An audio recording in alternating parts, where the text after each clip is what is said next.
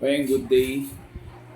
Today, tuturo ko sa iyo yung skill na medyo mahirap, pero kapag ka nagawa mo to, mas makakapaglaro na yung daliri mo dito sa fretboard. So, isa to sa mga ginagawa ko noon, yung medyo intermediate player na ako. So, effective talaga to, lalo na, di ba ang problema kasi, naalala ko yung sinabi mo na nahihirapan kang mag-adlib kapag nakatayo ka. Diba? May technique kasi yun.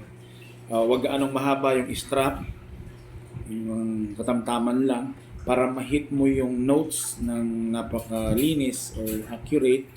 So, para masanay ka naman sa mahabang strap, ito ituturo ko siya kung ano yung exercise doon. So, ito, bar mo to rito. Yan. Tapos, kagaya lang din ng mga chromatic scales. Ganun din.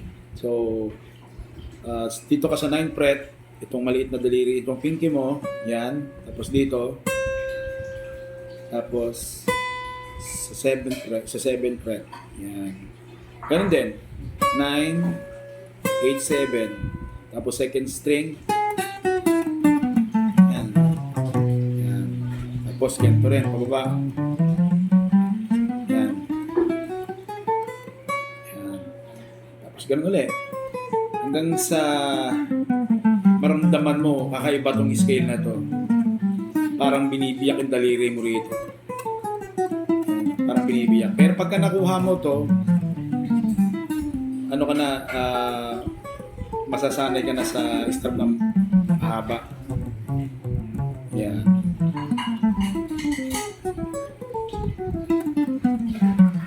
Yan, gawin mo lang. Yan, exercise.